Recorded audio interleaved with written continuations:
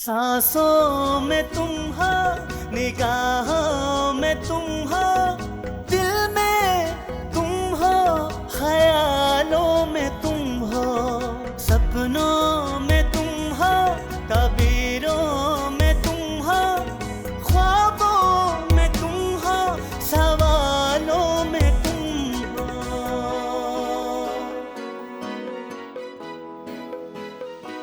तुझसे दूर न रह पाऊंगा, मैं तेरा हूँ, मैं तेरा हूँ, मैं तेरा हूँ, मैं तेरा हूँ। अरे यार फराज, यहाँ से भाग चलते हैं, ऐसे किसी लफड़े में ना फंस जाएं। चुप करके यहाँ खड़ा रहे। आज भागना नहीं है, आज इसका किस्सा ही तमाम करते हैं। मैं ज़रूर आता, लेकिन तुम भी देख रहे हो कि मुझ पे काम का कितना लोड है। फैक्ट्री के मामला कुछ उलझ से गए, क्लाइंट छूट रहे हैं, फिर एनजीओ को भी टाइम देना होता है। और हाँ, तुम्हारी दूसरी शादी पे ज़रूर आऊँगा, ये तुमसे वादा है। अब्बू, क्या आपने सुना है? क्या बेटा?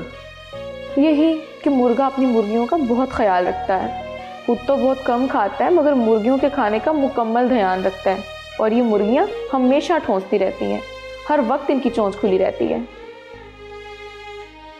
बेटा, ये आज तुम्हें बैठे बिठाए क्या सूझी है? अब्बू जी, बैठे बिठाए नहीं बल्कि खड़े खलोते सूझी है। और ये आज की सोच नहीं है, काफ़ी पुरानी है, बस इजहार आज कर रही हूँ। वाह वाह वाह वाह, आज तो मेरी बेटी बड़ी फलसफियाना गुफ्तगू कर रही है। बेटा, क्या चाहिए? अब्बू, आपको हर बार कैसे पता चल जाता है? आप हमेशा मेरी फीलिंग को भांप लेते हो, मैं कभी आपको सरप्राइज नहीं दे पाती। बेटा, मैं तुम्हारा बाप हूँ, कोई दूर परे का रिश्तेदार नहीं हूँ जो तुम्हारी फीलिंग्स को ना समझ सको। बोलो, क्या चाहिए? अब्बू, आपसे एक नहीं दो बातें करनी है, इनफैक्ट पूछना है, बल्कि यूँ समझ लें इजाज़त चाहिए। इजाज़त चाहिए? कैसी इजाज़त? अब्बू, एमबी बता रहा था कि उसकी भाभी आ रही हैं, मुझसे मिलना चाहती हैं। मैंने उसे बोल दिया कि मैं बाहर नहीं मिल सकती, मैं अब्बू से पूछ लूँगी, तुम घर ले आना। मुझे यकीन था कि आप एतराज़ नहीं करेंगे। ठीक कहा ना अब्बू? ये आर्ट तुमने कहाँ से सीखा है? इस तरह मांगती हो कि इनकार की गुंजाइश ही बाकी नहीं रहती। वैसे उसकी भाभी तुमसे मिलना क्यों चाहती है? ऐसा करते हैं, उसे अंसार की मेहंदी पे बुला लेते हैं, इस तरह तुम्हारी खाला भी उनसे मिल लेंगी। हाँ अब्बू, ये ठीक है, एमबी भी साथ आ जाएगा। अब्बू, मैंने तो इसलिए कहा है कि अंसार भाई की तो अपनी मेहंदी होगी, वो तो कोई काम नहीं करेंगे, और इस दिन घर में 100 काम होंगे। और बाबर का तो आपको पता ही है, एमबी होगा तो मेरा भी थोड़ा हाथ बटा देगा, मुझे भी कुछ वक्त मिल जाएगा, मैं भी लड़कियों के साथ मिलके गाना वाना गा लूँगी। वो मेहंदी पे आ जाएंगे? अब्बू जी, अगर आप बुलाएंगे तो वो ज़रूर आएंगे, एमबी आपको इनकार नहीं करेगा, और वो औरों की तरह नहीं है, बुजुर्गों की बहुत इज्जत करता है।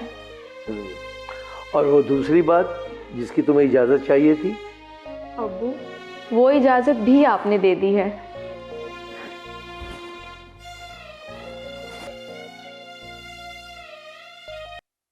मैं रात को जल्दी सो गई थी, सुबह उठी तो तुम्हारी मिस कॉल देखी। कोई बात नहीं, रात गई तो बात गई। खैर, मुझे ये बताओ कि तुमने कुछ ज़रूरी बात करनी थी रात को? हाँ, मैंने अब्बू से बात की थी, वो कह रहे थे कि भाई की मेहंदी पे इनवाइट कर लेते हैं। क्यों, ठीक हो गया ना? ठीक तो हो गया, मगर मेरी एक शर्त है। अगर तुम मेरी वो शर्त पूरी नहीं करोगी तो मैं मेहंदी पर नहीं आऊँगा। ए हेलो, तुम ज़्यादा फैल क्यों रहे हो? ये तुम्हारी ऊँट की तरह हर वक्त अंदर घुसने की कोशिश यहाँ कामयाब नहीं हो सकती। तुम्हें किसी ने नहीं बुलाना, सिर्फ भाभी ने आना है। मेरी भी एक शर्त है।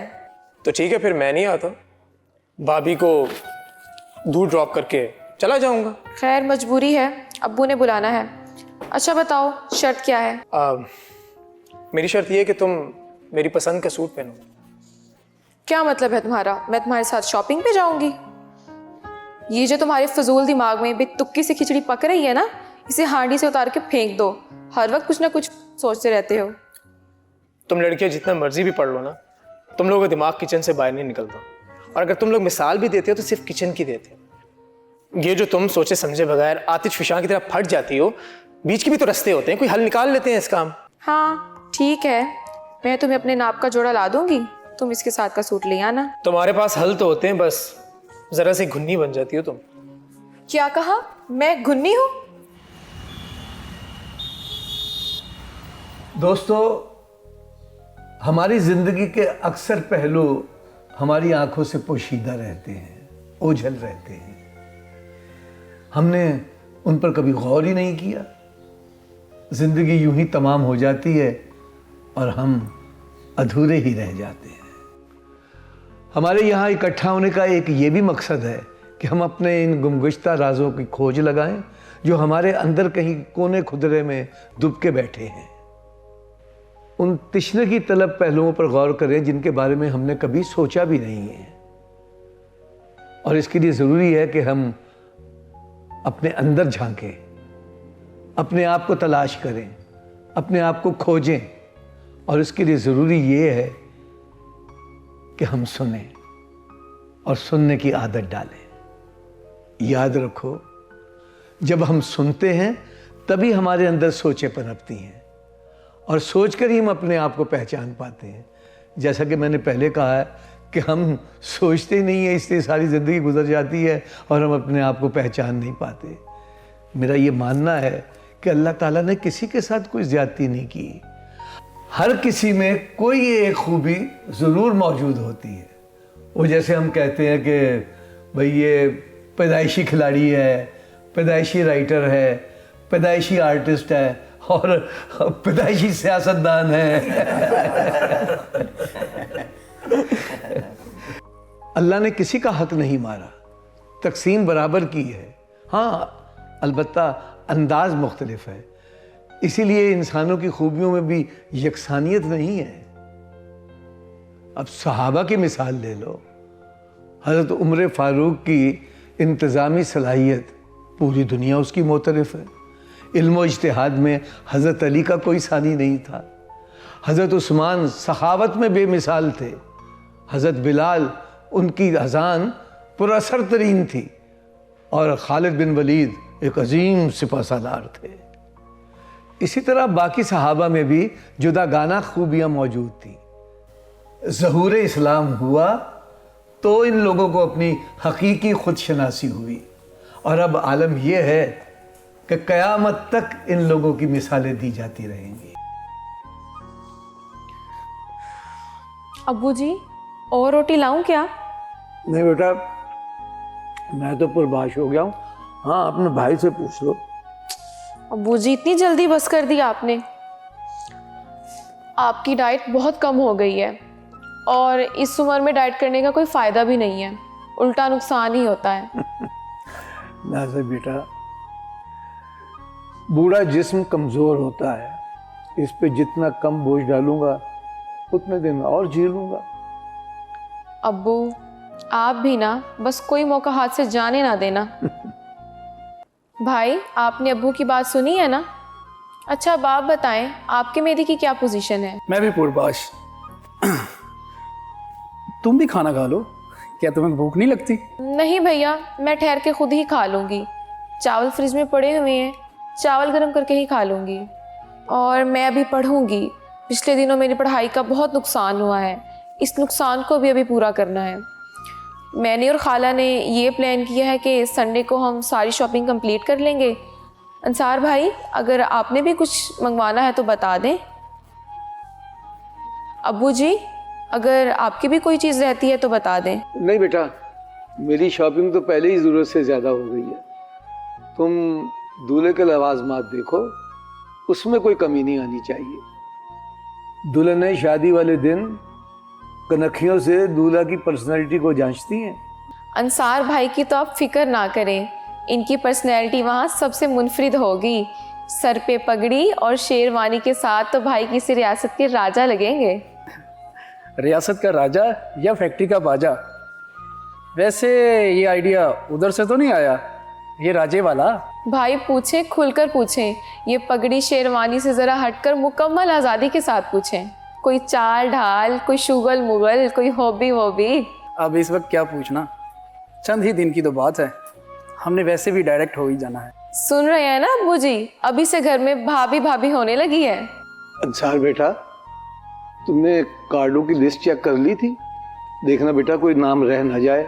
जी अबू जी, देख तो लिए थे, एक बार फिर चेक कर लूँगा। अब्बू जी, आपने बोला था कि मैं फ़ोन करूँगा। हाँ, तुम ऐसा करो, उसका नंबर मिलाओ और मेरी बात करवाओ। अब्बू अपना मोबाइल दें। अच्छा, ये लो।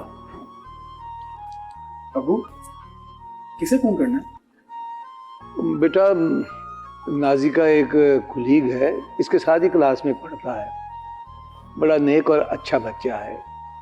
ये फराज वाले झगड़े में भी उसने नाजी का ही साथ दिया था। उसकी भाभी आ रही है गांव से कुछ दिनों के लिए और अपनी नाजी को देखना चाहती है, तो मैंने सोचा कि क्यों ना उन्हें अपने मेहंदी वाले फंक्शन पे इनवाइट कर लें। इस तरह वो शहर का फंक्शन भी देख लेंगी और अपनी नाजी से भी मिल लेंगी। ठीक है अबू जी, जैसे आपको मुनासिब लगता है, कर लें इनवाइट।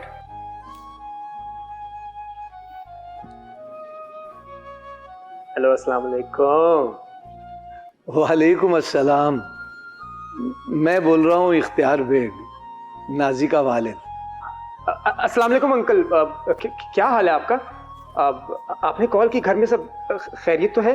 हाँ बेटा, अल्लाह का शुक्र है, सब खैरियत है। वो नाजी ने बताया कि तुम्हारी भाभी आ रही है गांव से, तो ऐसा है कि अगले हफ्ते नाजी के भाई की शादी है, तो तुम और तुम्हारी भाभी मेहंदी पर इनवाइटेड हो। अगर तुम आओगे तो हमारी इज्जत अफजाई होगी। जी जी अंकल, मैं ज़रूर आऊँगा।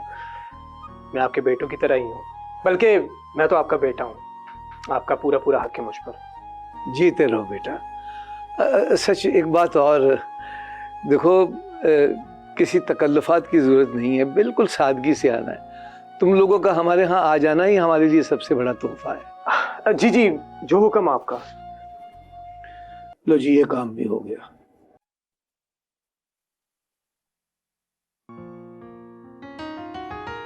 शमाइला, ये सर मुमताज़ भी ना हद करते हैं, अचानक से गायब हो जाते हैं। अगर पहले बता दिया होता तो इस मौके का भी कोई बेहतर मुसरिफ निकाला जा सकता था।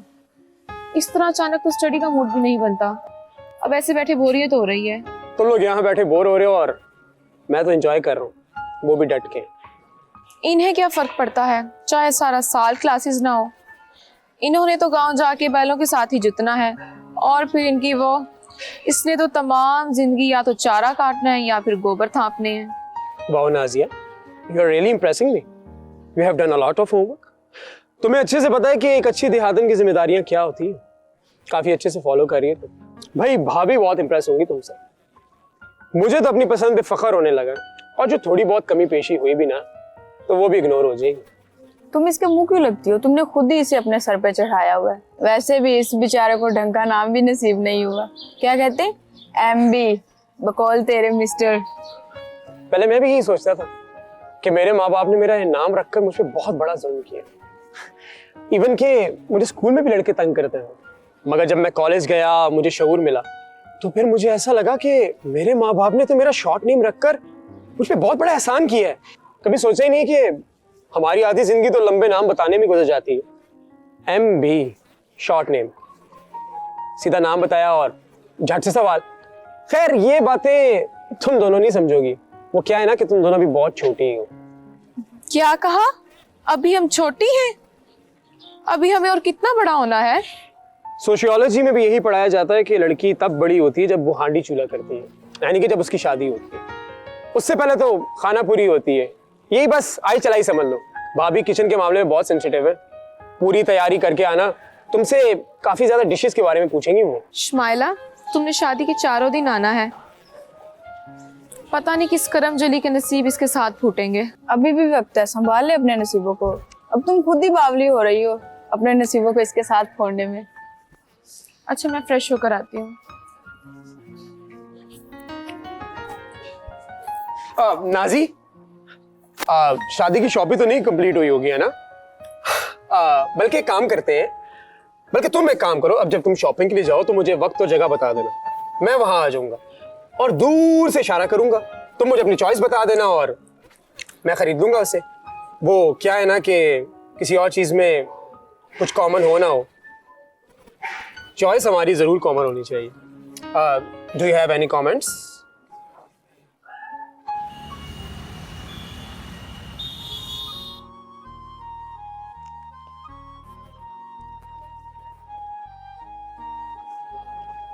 हाँ बोलो, अब क्या मुसीबत आन पड़ी है? ना सलाम ना दुआ, ऐसा तो लगता ही नहीं कि जैसे तुम मास्टर्स कर रही हो। मैं रात की इस वक्त पढ़ रही हूँ, कोई जख नहीं मार रही।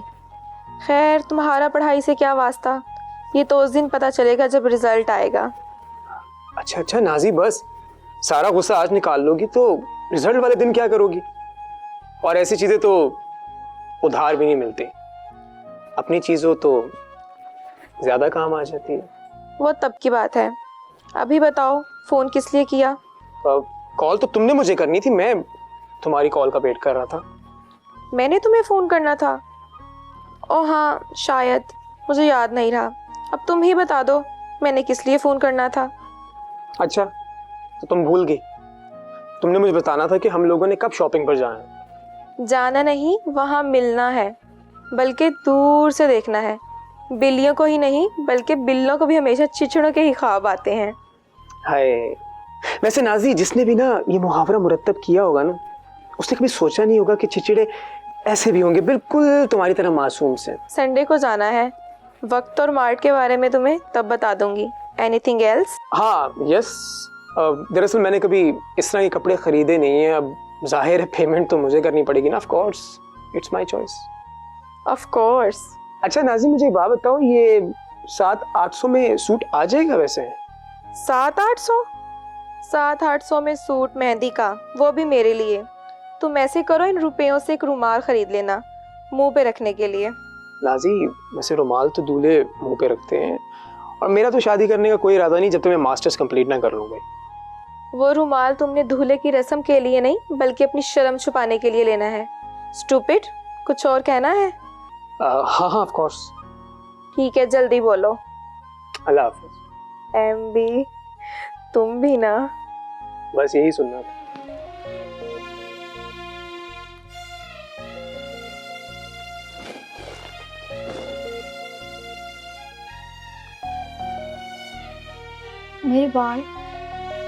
मेरे बाल भी तो लंबे हैं, जैसे आप ही के हैं, जैसे सबके होते हैं। मेरी आंखें भी तो बड़ी हैं, खूबसूरत भी हैं। आप ही जितने नहीं। मेरे हाथ भी तो अच्छे खासे बड़े हैं, आप ही के भी तो ऐसे ही हैं। मगर फिर भी मैं अभी छोटी हूँ, शायद इसलिए कि आप ही मुझसे पहले पैदा हुई हैं। मगर इसमें मेरा क्या कसूर है कि आगे पीछे पैदा होने से ख्वाहिशें भी आगे पीछे हो जाती हैं? क्या ख्वाहिशें उम्र की ताबे होती हैं? क्या ख्वाहिशें उम्र की जंजीरों में बंधी होती हैं? मेरा माथा भी अभी छोटा है, मैं तो अभी झूमर भी नहीं पहन सकती। मुझे तो अभी शादियां अटेंड करनी है, अभी तो मुझे ये चिल्ला भी काटना है। ये चिल्ला मुकम्मल होने पे ही मुझे सर्टिफिकेट मिलेगा। अभी तो मैं सुहाग की मेहंदी भी नहीं लगा सकती। जब आप ही का रिश्ता तय हुआ था तो क्या आप ही ने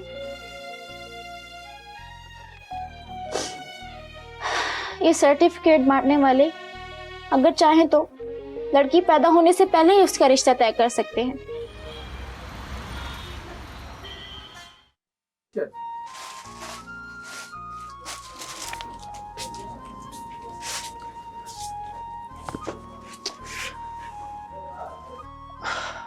आपके पास लेडीज वेडिंग वैरायटी है। आपके पास कोई साइज है या कोई आइडिया हो? अब इनका नाप चलेगा? अब परफेक्ट मैचिंग है। अब आप प्लीज इनका नाप नोट कर लें।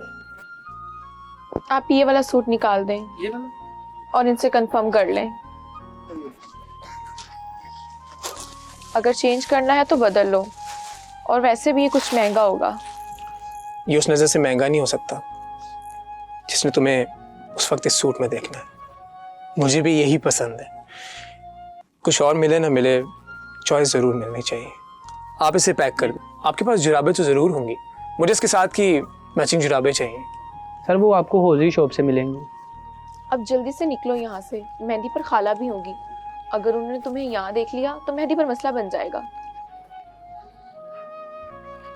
शादी तक मैं तुम्हारी सारी जमीनें बिकवा दूंगी। किसकी शादी?